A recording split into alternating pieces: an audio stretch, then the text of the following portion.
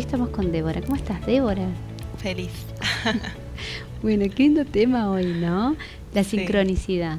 Como esta brújula interna, ¿no? Nos lleva a poder empezar a sentir o a entender las señales de la vida. ¿Qué es la sincronicidad? ok. Sincronicidad es un término que fue acuñado por Carl Gustav Jung, Jung, dependiendo de la traducción, en 1952, si mal no recuerdo, y es uno de los conceptos que hace que se pelee con Freud. Freud, el padre del psicoanálisis. Es muy interesante porque el psicoanálisis junguiano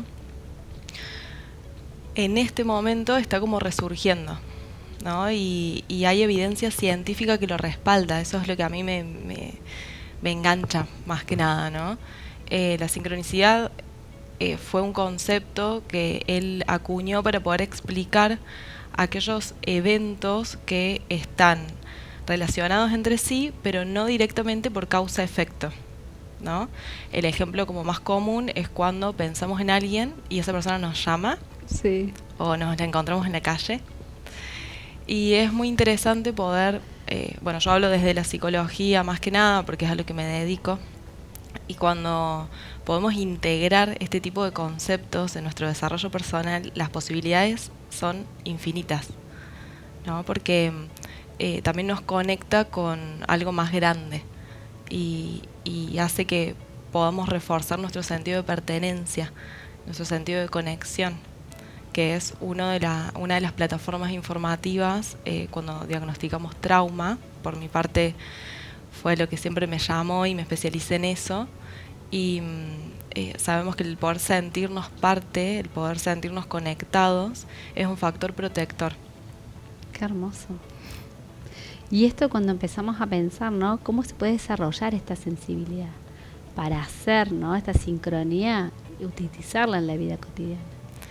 Sí, un pequeño paréntesis por, bueno, mi costado nerd, que a veces me quedo como muy con los términos. Esto me encanta. Hay una diferenciación que me parece importante, es un hilado muy fino, pero está bueno tenerlo en cuenta, que es la diferencia entre sincronía y sincronicidad. Ah, mira qué importante. Sí, se suele usar como sinónimo, no está Bien. mal hacerlo, pero sí está bueno como tener la distinción, porque la sincronía es un término como más objetivo, ¿no? Bien. Pensemos, por ejemplo, una orquesta, los, los músicos están en sincronía, porque Bien.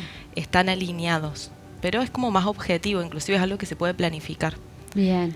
En cambio, la sincronicidad comparte esto de estar alineados, de que el todo es más que la suma de sus partes. Esto lo trabaja mucho la Gestalt. Comparte eso, pero además le añade la cuestión subjetiva. Bien. Porque la sincronicidad para mí no es lo mismo que la sincronicidad para vos. Claro. Y ahí está como la riqueza del término. Me fui por ese lado. No, pero me encanta la aclaración y está muy bien que le hagas este aporte. Bien. Y bueno, la pregunta un poco iba con cómo podemos facilitar Felicitarnos a esta sensibilidad. Bien, está bueno pensarlo como, por un lado, de que es algo más grande que nosotros, como individuos, y al mismo tiempo podemos conectar o no con ello. Bien. Y eso depende de nuestro estado de presencia. Y acá está como, bueno, la posibilidad de trabajo interno. Mindfulness es una corriente que hoy está muy en boga y tiene mucha evidencia científica. Mindfulness significa estar presente, estar consciente, presente en el presente, aquí y ahora, con todo lo que eso implique, con lo lindo y lo feo, con todo, todo, todo, todo, con mis heridas, con todo. Cuando me dispongo a estar acá y soldar las expectativas de los resultados y entregarme la experiencia, es cuando abro el campo a conectar y observar las sincronicidades. Porque hay distintas escuelas. A mí me gusta pensar que las sincronicidades acontecen Bien. y que uno las puede ver o no. Claro. Y eso tiene que ver con la sensibilidad que uno ha desarrollado. Sí. Sobre todo a estar en presente. Estar en el presente, elaborar la intención también, porque la intención es la que guía nuestra acción. Y esto quizás es un poco polémico, pero a mí me gusta mezclar términos y cosas, jugar con la teoría. Y si ponemos a conversar concepto de Jung de sincronicidad con la estructura cerebral del SARA, no sé si lo escuchaste. SARA, vamos por ahí. Sí. Sistema activador reticular ascendente. Es una parte de nuestro cerebro que se ubica en el tronco encefálico entre el bulbo raquídeo y el mesencéfalo, y lo que hace es filtrar la información, conecta médula espinal con el cerebro propiamente dicho. Entonces filtra mis sensaciones, filtra todos los inputs sensoriales, y mientras más trabajo mi intención, más me puedo alinear con este sistema que está dentro nuestro y, como quien dice, orientar, ¿no? Un ejemplo muy común es las mujeres cuando estamos buscando un hijo, que empezamos a ver embarazadas por todos lados. ¿Viste? Claro, sí. Ese es el SARA, que está trabajando porque nuestro cerebro nos trae la información que necesitamos. Bien. Y acá también me viene un término que es la intuición.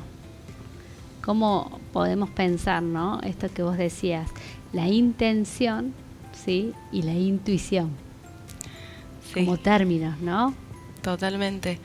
La intuición es un término que me gusta tratarlo con mucho respeto, porque a veces también podemos caer en ciertas negligencias porque lo intuí. Como, lo intuí, bien. Entonces fui por este lado. Claro, está bien. Entonces, bueno, tomando ciertos recaudos, la intención guía la acción y la intuición es como eso que es difícil poner en palabras porque se siente en el cuerpo. Bien. ¿No? Como este fluir, esos momentos en que uno se siente realmente conectado y que formas, vuelvo a este concepto de conexión, de pertenencia, formas parte de algo más grande. Más grande. Me gusta. Y pensamos entonces, me encantaría pensar esto, ¿no? ¿Qué consejo le puedes dar a la gente hoy que está desconectada de estas señales, ¿no? ¿Señales está bien dicho? Sí. Bien. Entonces, ¿qué consejo, qué mirada nos puedes dar, ¿no? Para poder empezar a conectar con esto tan valioso que de alguna manera se ha ido tapando y silenciando, bueno, por un montón de otras cuestiones, el mundo mismo en el que vivimos hoy, ¿no? Totalmente. Es muy fácil estar distraído. Hay mucho estímulo. Es muy fácil y no tiene nada de malo. No. Yo creo que lo primero es poder autorregular nuestras emociones perturbadoras, ¿no? Como la culpa o el arrepentimiento, o todas estas cuestiones que pueden llegar a despertarse que es muy común en personas que recién empiezan a codearse con este tipo de términos y con estas cuestiones, que se sienten culpables o se sienten mal porque dicen, che, a mí no me pasa, o ¿por qué a mí no me pasa? ¿No? Y me gustaría que, si hay algo que se pueden llevar como consejito, es el poder aceptar y recordar que estar presente es estar presente con todo, y que los procesos tienen altibajos y mesetas. Bien. Entonces necesitamos cierto caos, o necesitamos como a veces cierto estancamiento, cierto momento de desconexión para volver a uno mismo, para hacernos ciertas preguntas como, por ejemplo, bueno, ¿dónde estoy que no estoy viviendo lo que quiero vivir? Bien. Desde un lugar extramoral, ¿no? Sin pensar si está bien o mal, ¿no? Sin entrar en esa. Qué importante esto, ¿no? Y con respecto a esto que veníamos hablando, ¿no? De la sincronicidad, esta brújula interna, ¿cómo podemos de a poquito empezar a hacer algunas, tener nuevos hábitos, nuevas maneras, ¿no? De conectar? Primero porque, esto es una mirada personal, ¿no? Siento que estamos sobreexigidos de estímulos, ¿sí? Y que nuestro radar propio, nuestra voz interna no tiene fuerza, ¿no? Y después pensar también ¿qué nos pasa cuando realmente esto aparece? Mucha gente se asusta, mucha gente la niega, ¿no? Entonces digo, hay como una conversación ahí, es propio nuestro, es propio nuestra esencia, pero digo, ¿cómo nos podés dejar una mirada para empezar de una manera más amorosa a conectar con esta sincronicidad? Rescato esta palabra, una manera amorosa, compasiva también. Muchas veces no es tanto hacer, sino dejar de hacer, y suele ser también lo más difícil, como el famoso soltar. Frenar, respirar, también observarnos en nuestra propia historia. Por ejemplo, cuando pensamos en la respiración, muchas veces los profesionales de salud mental lo traemos como una herramienta para conectar con el momento presente. Bueno, más allá de la herramienta en sí, como conectar con la intención, ¿no? Y volver acá. Entonces, ¿cuál es la intención? ¿Desde dónde estás haciendo lo que haces? Y muchas veces para poder hacer necesitas dejar. Entonces, y ahí viene el caso por caso. Hay personas que les viene muy bien el hacer como mini retiros personales, inclusive si uno tiene una agenda muy atareada, agendarse, ¿no? Momentos para. Citas conmigo. Citas conmigo, totalmente. Sí. Y empezar a darle lugar a esos silencios, ¿no? En el silencio es donde aparece la esencia. Qué hermoso. Bueno, gracias, Débora. Antes de irnos, nos encantaría que nos dejes tu mirada, ¿no? Con respecto, para poder empezar a tener nuevas miradas sobre el bienestar y la buena salud. Ok, bueno, intentar resumirlo.